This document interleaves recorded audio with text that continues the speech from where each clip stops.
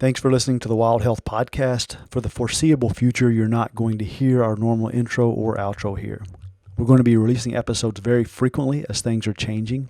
This channel will be used for a very specific purpose. Number one, to communicate with our patients. We're somewhat overwhelmed, and the more we can communicate breaking news and recommendations from us to our patients all at once, the better. So if you're a patient, we're here for you if you need us, but if possible, please tune in here so we can both keep you up to date and conserve our time for the most critical tasks. Feel free to share this with friends and colleagues as well. Number two, we've organized as a group. We have infectious disease specialists, ER doctors, critical care doctors, and in total dozens of MDs, PhDs, and frontline clinicians who are going to be constantly evaluating the news and emerging evidence. We're then going to summarize and translate that for you here every day on the podcast. The speed of change with the circumstances will make us look foolish at times, but we're committed to pouring all of our resources and energy into doing what we can to help and make a difference. You can also follow our updates at wildhealth.com or our Instagram account at wildhealthmd. And if you're a patient, we're here for you. Please tune in here for the updates and let us know how we can help. Is double board certified in neurology and neurosurgery. He also has a PhD in physiology. He really is pretty incredible it's rare to get a specialist who has been through neurology and neurosurgery residency training who also has a holistic approach to optimization in general. So we really wanted to talk to Dr. Zubkov just about optimizing the brain in general.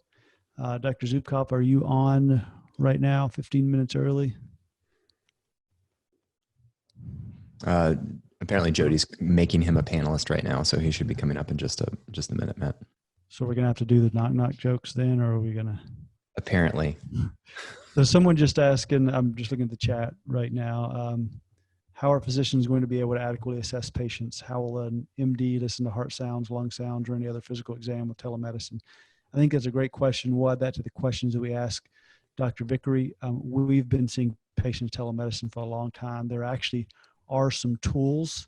And actually someone just asked what happened to Darshan Shah. I should probably explain. He was on a conference call and he lost power. I've been getting texts that he's actually driving around and knocking on people's doors trying to find internet, but the whole area that he's in is down. So if you're connected to him in any way on social media or things, send him some love and tell him it's totally fine, that we're okay. I can understand. I can sense his panic that he's kind of stood us up, but it happens. So that's why Dr. Shaw is not with us right now. Sorry, I'm reading a knock joke that came through. I'm not gonna look at the chat window anymore. It's gonna be too distracting.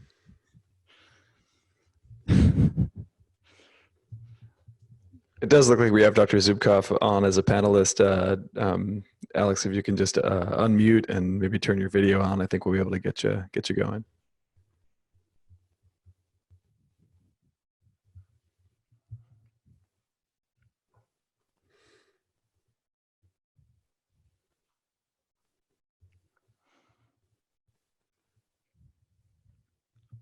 Elliot, thanks for the knock joke.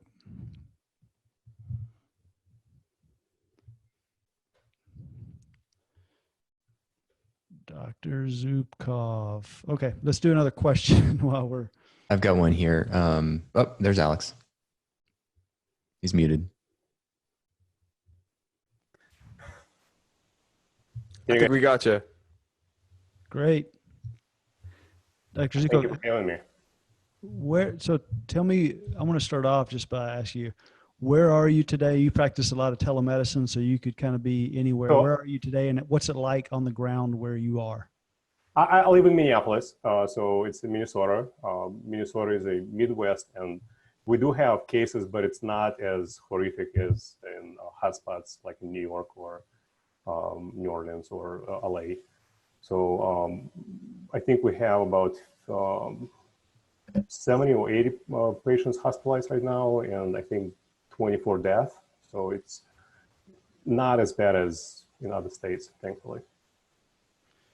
So we wanted to talk to you. You're double board certified in neurology and neurosurgery, just about optimizing the brain in general. People right now have time, they're home, They can choose on what to focus. We talked to Dr. Goodman earlier about exercise, how to improve your body, Right. which is also going to translate to the mind. Can you start by just giving us an overview of what can we do right now to optimize our brain? Well, before that, I think we need to address the elephant in the room, which is called COVID. And initially, when we talked earlier, we kind of talked about how COVID is actually affecting the brain. And when I talked to you initially, I said that, we're actually not sure how does it affect the brain, but at least a third of the patients actually present with some kind of neurological issue.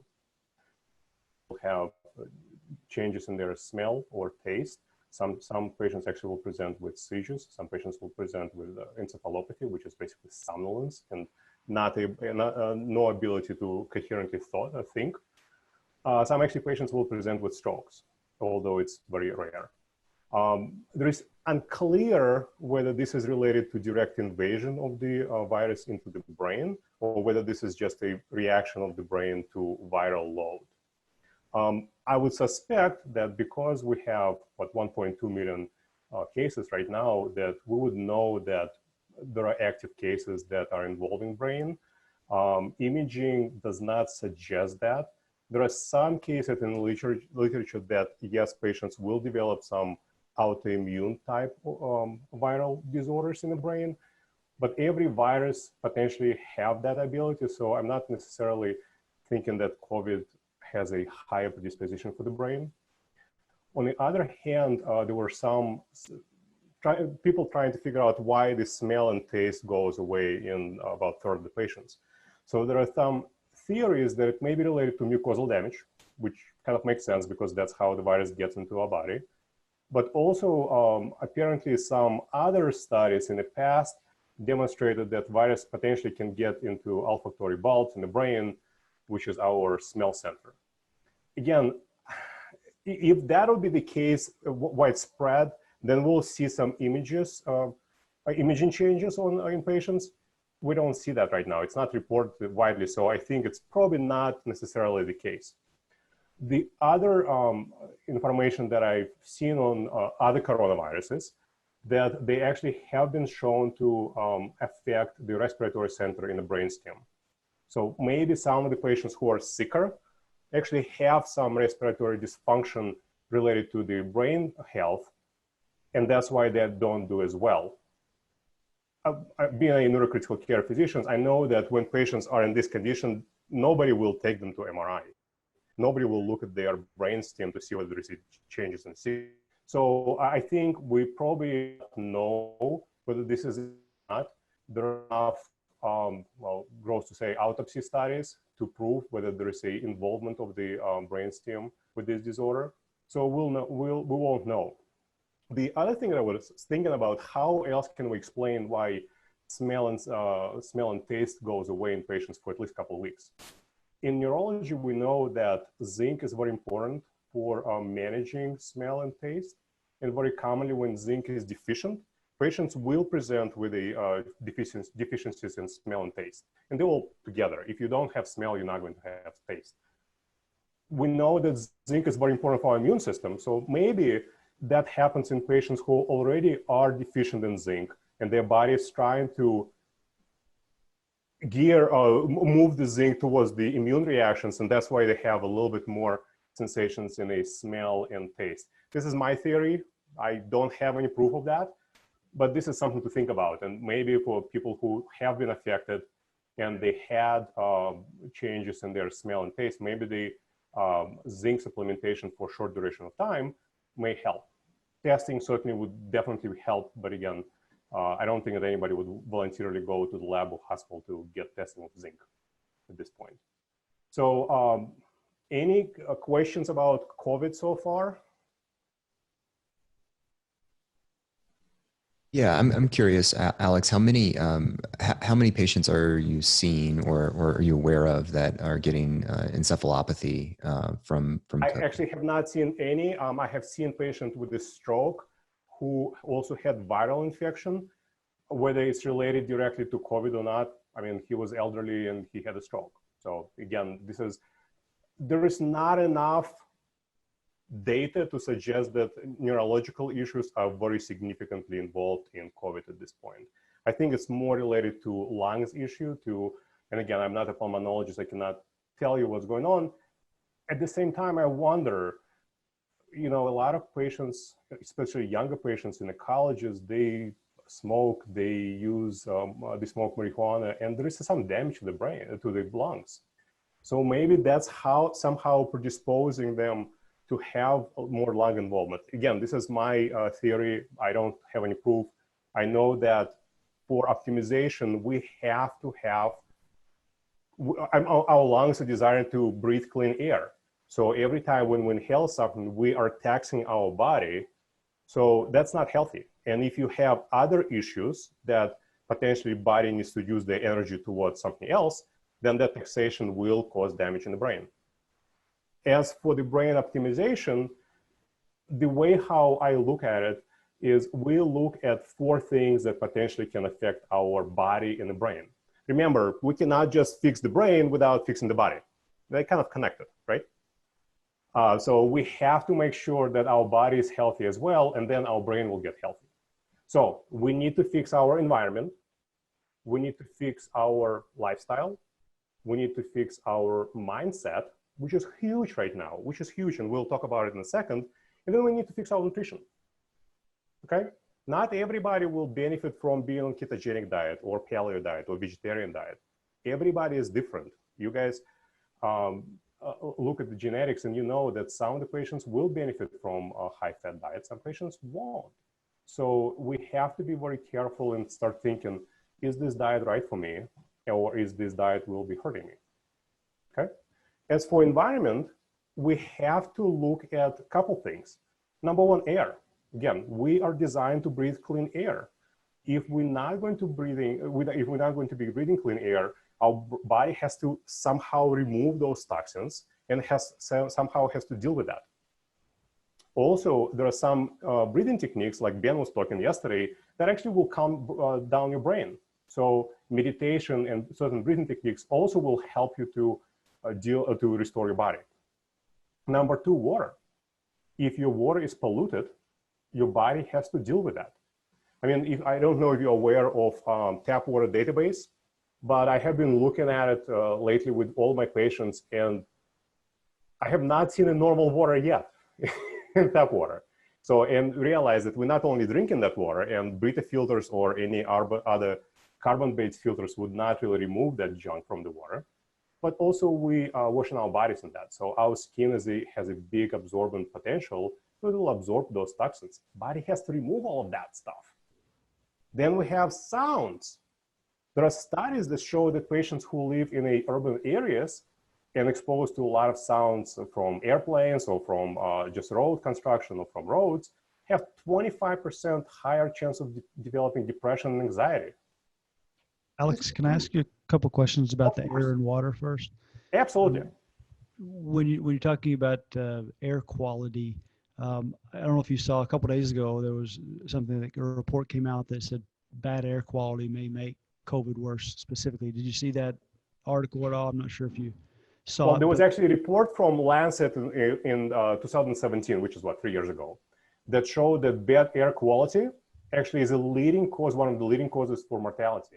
It was attributed to 16% of the mortality in the world and to 30% of the strokes. So the of course, if you have bad air, your lungs will be sicker, so they will be much more susceptible to damage from the virus. So what can people do right now? They're in their homes. Are there certain air purifiers or things that people can actually do to improve their? So number 1, our homes, if you look at our homes, the pollution in our homes is actually higher than outside. So what I advise my patients is just to open windows every day. Just air the house, okay? Number 2, all the carpets present a lot of pollution in the house. So cleaning the carpets, cleaning the house would be very, very important. If you have potential of removing carpets, actually switching to hardwood floor, it is better, just because you would not be accumulating this mold in a carpet. Number 3, there are filters. The HEPA filters would be wonderful, but also our houses have, because of the carpets issue, they have a lot of VOCs, volatile compounds. So there are specific filters that can remove that. So, and again, going outside is just wonderful. If you can go, I mean, now we're kind of limited, but if you can go to the park, if you can go to the woods, just enjoy that air. That's a clean air that we're designed to breathe. We're not designed to breathe all the exhaust from the cars. Now, Alex, that you made that statement about air being more polluted inside than outside. Is that universal? I mean, if someone lives in, so for example, Mike and I used to live in Salt Lake City, and there would be what was called these inversions, really bad air quality outside. Or if you're in Beijing or some other place that has bad, is that still the case, that it's worse inside or certain circumstances? I don't have any data, but just think about it. Our houses are designed to be basically airtight, because we're trying to conserve our energy. So there's no exchange of the air between outside and inside, or very minimal exchange. Not a lot of people, not a lot of houses will have a air circulator. So, and we are constantly breathing in our houses. We have, again, carpets, we have more, we have all the dust that accumulates in the house, and it basically does not go away from our house. So potentially, yes, we have a higher levels of pollution in our inside than outside. So maybe walk me through two scenarios. Someone, minimal resources, the least they can do to improve their indoor air quality, okay, so free, or the extreme. What if you had unlimited resources and you wanted to do things, the HEPA filters? So if you have unlimited resources, I definitely will roll the carpet. I definitely will put a very high quality HEPA filter in the house. I potentially will also put a UV bulb in our air conditioning unit, because there is a lot of mold growth on those coils. And also get filters that will remove VOCs. There are a lot of filters that actually will be high quality filters. So also you have to maintain humidity levels, certain levels of humidity in your house, because again, lower humidity levels have been shown to dry your nostrils, and that actually makes you much more prone to develop viral infections. So. Great, that's very helpful. So water, you mentioned the problem with water and tap water. Yep. What suggestions, and maybe we attack it both ways, extremely limited resources, what you can do that doesn't cost anything, and then other, if you want to spend some money and resources, what people could do. Well, let's talk about the more expensive version first, because that would be a little bit easier. So reverse osmosis water will remove basically everything from the water and will add back the minerals that are important. Also, it is important because, again, because of the shower issue, it is important also to install a whole house filter. And there are some of them available on the market, some of them are expensive, some of them are not very expensive. The system that I use, the total cost would be about $2,000, so it's not that much, honestly. But if you have if you want to go cheaper, there are actually countertop units that are available for reverse osmosis. That's only $300 to $400. But that will allow you at least consume the water that is reverse osmosis and clean. There are also filters like Berkey filters that are not reverse osmosis, but also very, very good at removal of the contaminants in the water. Now, how important do you think, in your opinion, is it that we have the shower and the other taps that have filtered water? I mean, I go back and forth. For a lot of people, that's a significant difference, a few $100s or a couple thousand for a whole house. If you're taking a shower, you're not drinking the water, you're just getting it on you. Your skin is the biggest absorbent organ in our body. So every time when you take a shower, you actually absorb all this badness in the water through your skin. So every time when you wash your dishes, you absorb this in your skin. So I think this is a huge issue that we're not looking at. And let me do this. Let me just see if we can share that, guys, with you. Let me find you a data. I'll just show you just for the kicks. Give me a zip code for one of your houses. 40503. 40523? 03. 03. All right. I'll just for the fun of it. All right. Let me share these. What website are you using? So those that are following along. Oh, actually, it's a EWG tap water. There you go. So this is actually not that bad. I've seen horrible, but look at those levels. Cancer, cancer, cancer, cancer. Radium, 6.9. That's basically radiation in your water. They are radon. Okay? You have all the... It's not going to shower anymore. This is actually not bad. I've seen You stopped, Matt. times. So it's scary. It is scary. So you have to really look at that. And my advice for you guys to just go to this, and it's ewg.org/tap water. And you can just plug in your zip code and just look what you're drinking or what you expose yourself to. And then actually it would be kind of easier to decide, yeah, I probably need to clean the water. I like visual things. I'm a simple guy. All right, so air, so water, air. Noise, sounds. So there are some healing sounds, and we will not go right now to that, but also there are bad sounds, like living in a big city, living in a very noisy environment. I think it will be very wise for us to at least remove as much noise from outside as possible. So there are some noise canceling curtains that potentially can do. The more expensive version would be to get a noise canceling windows, but that will be very important. All the white noise that a lot of people expose themselves, that actually have been shown to cause a significant stress in our body. So we're already stressed out in the daytime. Now we're actually making ourselves stressed out at night. And then we cannot figure out why we're so tired in the daytime, because we're stressed out all the time, 24/7. So the link to that EWG site we just put up in the chat function for anyone that wants to click on it. Dr. Zubkov, I want to ask you about a study, and then I want to go the same, no resource or limited resource when it comes to sound. There was a study that came out not that long ago about Alzheimer's disease and other dementia risk and places with noise pollution. Now, it seemed to me on first glance that there would be a lot of confounding factors. Places where there's more noise, there's also potentially going to be more pollution, more crowding, other factors. Do you know the study I'm talking about, and what do you think about dementia? I've seen some studies about it. The issue is that the way how I look at environment, you have to really look at all the environmental inputs at the same time, with some degree of kind of sequence, but you have to correct all of them in order for us to have optimized health and optimized brain, okay? So you can have a beautiful air, but then you'll be living in a very noisy neighborhood or neighborhood with a lot of EMF, and then your health will not be very good. At the same time, if you have no EMF and you have very polluted air, again, your health would not be good. So if you want to be optimal, we have to really take care of all the environmental inputs. So I'm very fortunate. I live kind of in the country. I took during Dr. Weingart's talk, I took a quick break and spent some time with a couple baby goats and my kids. So I'm fortunate. Not everybody has that situation. What if someone is in New York City, somewhere where they can't control the noise in their environment? What can they do very cheaply? And then if you've got more resources, what can you do? Very cheaply would be to first remove the white noise.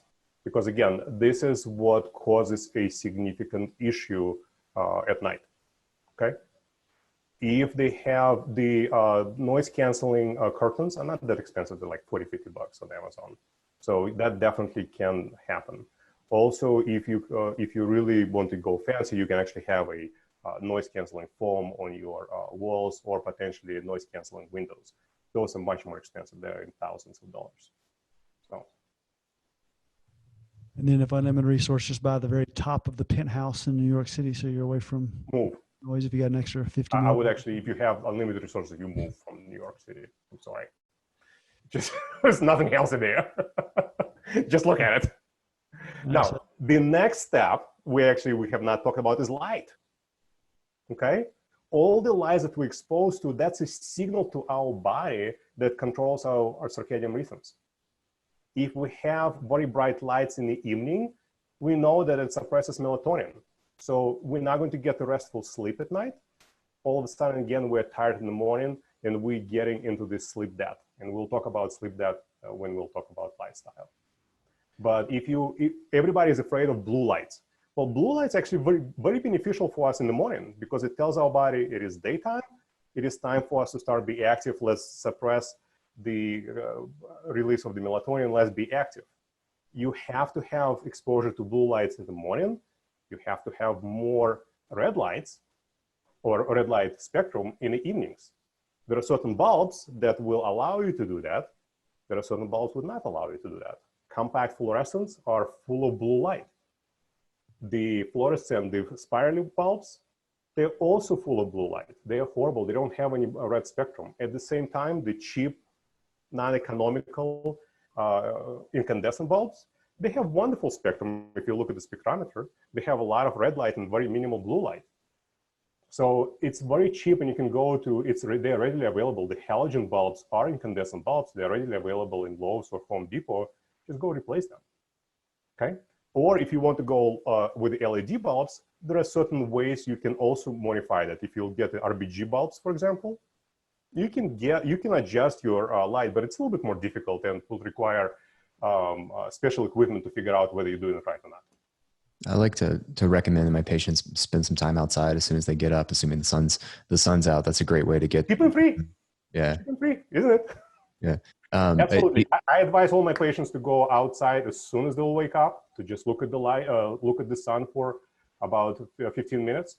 Then, if they can do it in the daytime, kind of in the middle of the day, also get exposed in a lunch break. Just eat lunch outside. And then in the evening, when the sun is really low down and has a lot of red light, that's a wonderful signaling mechanism for our body to start producing melatonin and start preparing ourselves to sleep. From a practical standpoint, if that's not an option for you, or if maybe it's cloudy outside or it's stormy, do you have lights in your house that some are designed basically for morning and some for evening in order to get this different? I actually purchased a spectrometer, so I actually measured all my bulbs and figured out which one will work. So yeah, in the morning, it doesn't really matter whether you have clouds or not. You still will be getting the light signal. So just go outside. And I have a dog, so I have to go outside. There's no way around it. Alex, have you seen those lights? I think it's Philips is making them that you can change the frequency of the bulb. Have you looked at those by chance with yours? I have not looked at them specifically because all of them are Wi-Fi, which I'm opposed to. But if you can get the LED lights that are RBG, yes, you can change the frequency. And I mean, right now, the light that I'm shining myself on is RBG light, so I can change it. Let me show you. I can make it red. So and then I can change white. Alex, I want to ask you about that specifically. When I talk to my patients, I talk about the ideal light scenario is no artificial lighting, light during the day, dark at night. That's not realistic. Yes, ideally, but it's not a life. We're not living in a cave. We have to adjust our lives to modern lifestyle. We just need to think through how to do that. Sure. So that's what I'm proposing. I mean, I'm not proposing everybody to move out of New York City to the caves. Just not practical. We live in a modern world. So we just have to understand what we're doing to ourselves and then modify it to as much extent as possible to get our health optimal. Right. So you can never do that. You're not gonna have just candlelight at night or anything like that. So tell me I couldn't understand exactly what the bulbs were that you were talking about. So RGB. if you look at the spectrum of LED bulbs, the regular LED daylight bulbs, they have a massive spike of blue light, and it does not have any red light. So if you turn them on in the evening, that's where you use most of the light, your retina will get a lot of signal from the blue light spectrum and will suppress your melatonin. It actually has been shown to suppress melatonin by 40%. And then your sleep induction will be delayed and your sleep would not be as deep as it can be, okay? Same thing happens with the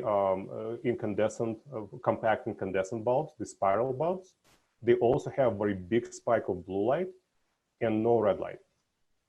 The fluorescent bulbs. The incandescent bulbs, the regular old-fashioned bulbs, they have mostly red spectrum. They have very minimal blue light spectrum in them. So in the evenings, they're okay. And if you add, you can also, if you go on Amazon, you can buy a lot of red incandescent bulbs. They're the party bulbs. You can install a couple of them and you will balance your bed light in your house. So sorry, so RGB. So RGB bulbs Right, are perfect. going to be, Thank you, Mike. that'll be one of them. So Is this it? Is this it, Alex? This I think it's these one are of the them. Yeah, it's one of them. non-Wi-Fi. And Yeah. you can, if you click on those buttons, you can actually make them red. Got it. They're That's not great. very bright, I can tell you that. So you may need to have a lot of them. But if you need to have, for example, a bedside table, they're adequate. So these work off a controller rather than a Wi-Fi device, basically. That's correct. That's your preference. Okay, I see. Which brings up the next question. Which brings us the EMF. The EMF is not good for us. It actually has been shown to dramatically decrease our ability to concentrate. EMF exposure in kids have been linked to ADD and ADHD. The EMF, classically, it has been shown to really affect our calcium gated voltage channels. And that actually the main channel in our cells that controls a lot of function in the cells. There also, when we talk on a cell phone, it has been shown that the thermal effects from the cell phone is able to penetrate the brain, especially in kids, especially with the thinner skulls. So we really want to get kids not to talk on the phone, just to talk on the phone. Same thing with Bluetooth. I mean, if, now all this rage about Apple, what is it called? The Apple phones, right? AirPods. Apple Pods, yeah, thank you. So how do you think they talk to each other? What is between our ears? Little brain. So basically we radiate our brain constantly when we wear those earpods. Just to clarify, Alex, the Wi-Fi coming off of the computer of all the participants watching that's the only Wi-Fi that's not harmful, right? Absolutely. Okay, all right. Just yeah, we send them a special signal. Before people start hanging up, we're sending a special signal, for this conference. It's about balance. If you need to get some Wi-Fi, just don't, turn off Wi-Fi at night. You don't need it. You can get a router switch for $5 on Amazon and just completely turn it off. It will shut it down at night and just turn it on in the daytime if you need to use that. That's number one step that I tell everybody. If you can afford installing a hardwire connection, that would be much more optimal. But some people can't, and especially in the schools or at work, we have to use Wi-Fi. So just don't expose yourself 24/7 to that. That's a good start. I'm going to have to ask you this question because you're someone who does see the dangers of EMF, but there are some viral videos floating around of people saying that the pandemic is caused by 5G. Yeah, I have not seen clear data on that.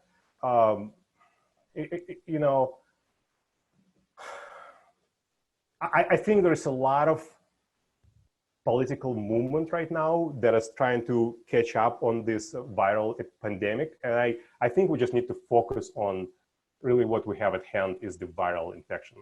5G does have a lot of bad problems for our health. I don't know if it's necessarily caused the virus. Yeah, it seems like there are some negatives to the 5G networks, but it seems insane at the same time. I'll just go ahead and say it for people to say that it caused the pandemic. So I'll go out on a limb and say that's crazy talk. People quit. It's distracting from the actual problem and the solution. So we'll address later once we've made it through the pandemic and try to figure out what to do going forward with EMFs. But it really is kind of bothered me to see that out there. I've lost respect for some people when I've seen that. Someone just asked, what's the EMF switch he referred to? So I think you were talking about actually a Wi-Fi router and switch to turn. Basically, it's a outlet switch. It's there are cheap, there are mechanical ones and there are digital ones. I like digital ones because they don't make any noise. The mechanical ones tick all the time. It just irritated me. But you can just go on Amazon and just buy them. They literally you can buy them 2 for $14, I think. And you also can simply just unplug your Wi-Fi at night. That would be free too. Router you have in your house, just unplug it at night, plug it back in the morning. Definitely, and another thing that definitely move that Wi-Fi router as far as possible from where you stay all the time, from your office or from your bedroom. A lot of patients have routers in their bedroom. And also realize that all the smart TVs and all the smart appliances, when they're not connected to internet, they're searching for it constantly. So you have to physically unplug those smart TVs and smart appliances again, or put them on outlet switch.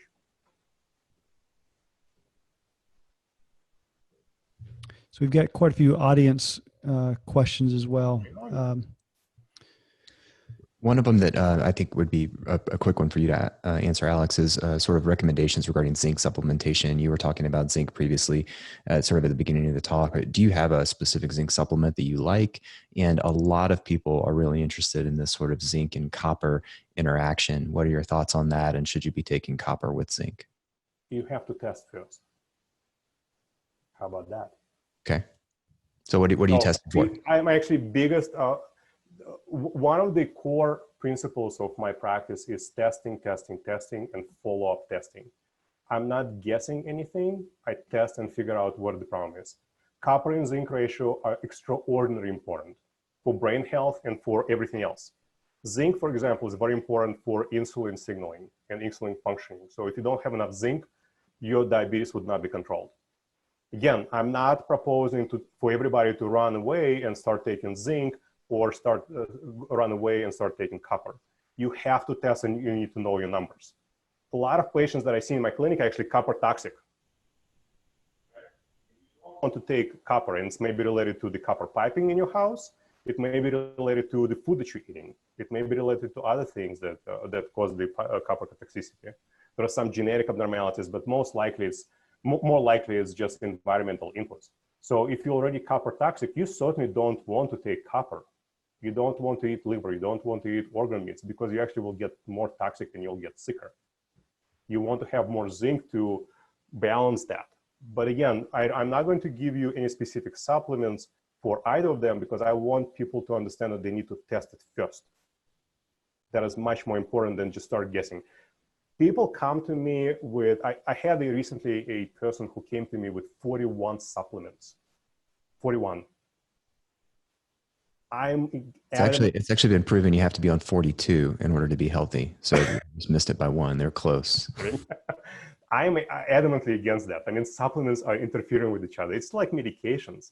You have to have a limited amount of supplements for shortest amount of time and then switch supplements based on the testing. People just get on supplements, they read something online on Facebook, oh, that's a good supplement, we'll take that. And then we'll take another one, and we'll take another one.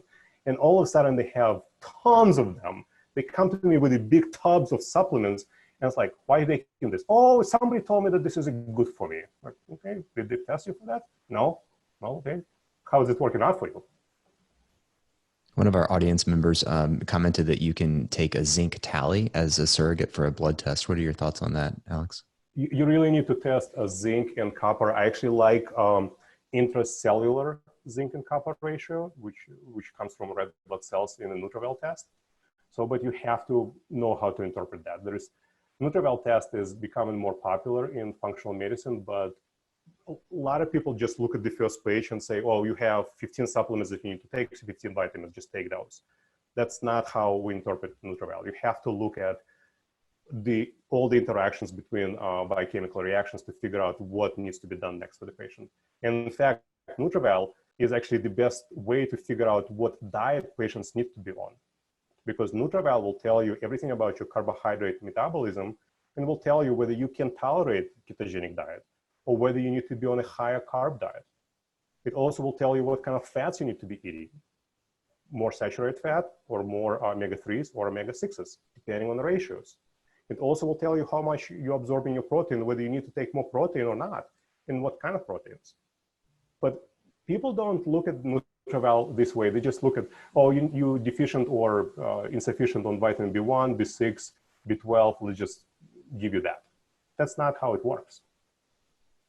So a couple questions. One, I'll ask and just answer really quick, and then I'll ask you a question. Someone said, "Is there a site to see EMF pollution and 5G?" And someone added in the comment section that you can go to antennasearch.com to look in your area. Antennasearch.com is a wonderful resource. What at least I advise is to have antennas not closer than 2 miles from your house, Also, I really concerned about the high power voltage towers that may be closer to some houses, because that also creates a lot of electric pollution. What we have not talked about is also the body voltage. All the electricity that run in your house also will affect how your body works together. Remember that our brain and all our cells communicate via electricity. So if you have electric fields that are interfering with that, that potential will also significantly impair your body function. You have to test it. And actually the way how to test it is actually pretty cheap. It's like 30 to 40 bucks for the tester. But you have to think about it, because if you don't, you may be living in a bad electrical situation, and then your body will not be functioning properly. Alex, what air filter do you recommend? Do you have a specific one you recommend? So I like Environment Cleans because it has a very high power HEPA filter and also have a VOC filter. So that's the filter that I recommend. But again, there are other filters that potentially can be used. Can you comment on well water, how safe well water is? Test it. Yep, I would agree. I live in a rural area where there are farms, and well water could be very safe, or it could be toxic if you have runoff from a neighboring. Yeah, there are runoffs. There is a lot of, I've seen a lot of arsenic in the well water. I've seen a lot of pesticides in the well water. I've seen a lot of magnesium in the well water, and a lot of iron. You want to test your water, you want to know what you're dealing with. And then you have to put specific filters that will be addressing your type of water. Also, for well water, we do recommend UV light, because you don't want to get any parasites or any bacteria in your water. So, and there are some systems that have that as well. What about, you mentioned measuring voltage on yourself or measuring EMFs at home.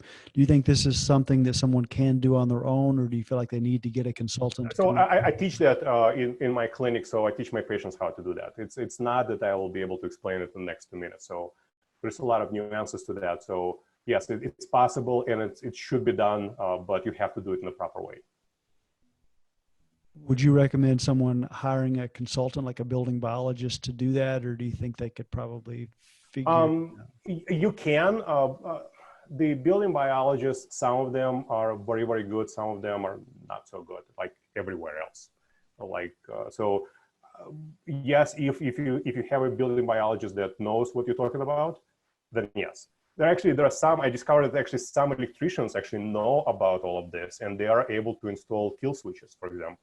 So I just recently talked to one of the electricians in Twin Cities, and he was exactly aware what I'm talking about when I was trying to get a kill switch in my house. So I was actually pretty pleased with that.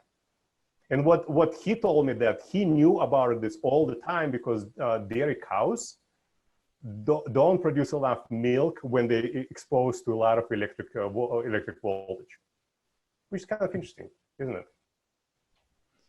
And just to clarify, when I asked you about the filter, you said EnviroCleanse, and someone put up in the chat that link, and it's spelled EMVIROKLENZ.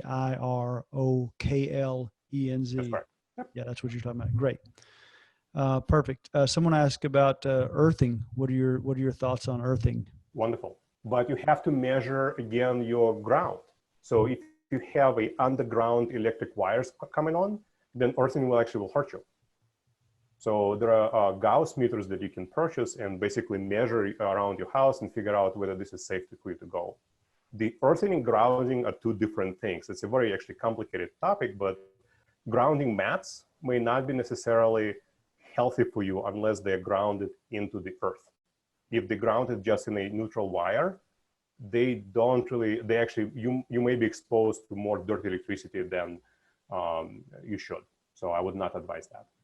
Would it be simpler to just go milk a nearby cow and see how much milk you got, so you can see if you need to?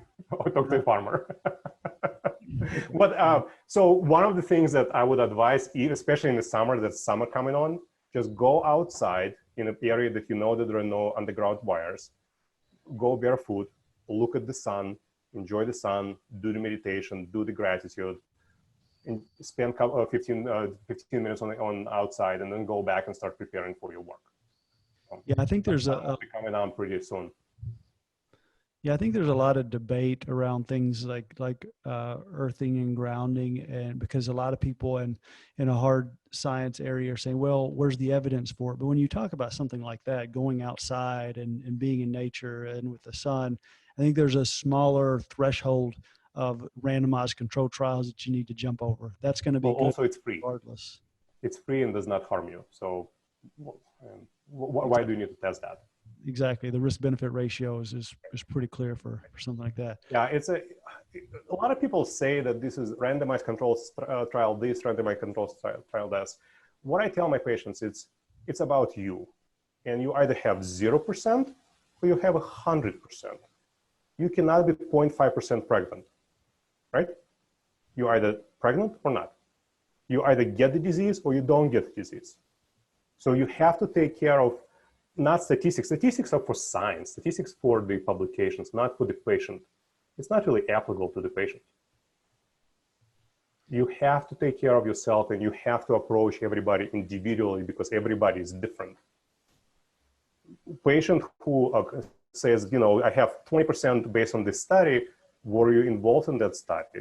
Are you sure that you will meet the exclusion and inclusion criteria for that study? So if you're not, then this study is not applicable to you. And I know that goes against the dogma in medicine, but you have to start thinking about whether we're treating patients like everybody else and we're actually hurting them by doing that. And I think this COVID situation actually demonstrated that because we thought initially that patients will develop ARDS and we started treating them as ARDS. And we found that we're actually hurting those patients because they're not ARDS typically. No, you have to start thinking about the patient individually. And when patients come to my clinic, I always talk to them about what is going on with them, not what is going on in statin world or what's going on in other things that you have to be on statin because you have a stroke. Well, not necessarily. No. Well, Dr. Zubkov, I'm really happy that we got an extra 10 or 15 minutes with you. This has been incredible. There are many more questions that we didn't get to answer, so we may have you back on at some point to answer those. Thanks so much for listening to this COVID-19 update. Please send us your questions or follow along on Instagram and Facebook at Wild Health MD. And just to be clear, this is not medical advice. No patient-physician relationship has been established, and this resource is really for general informational purposes only. And finally, if you want to spread the word, please send this podcast to friends and family and give us a review on iTunes. Thanks again, and stay safe.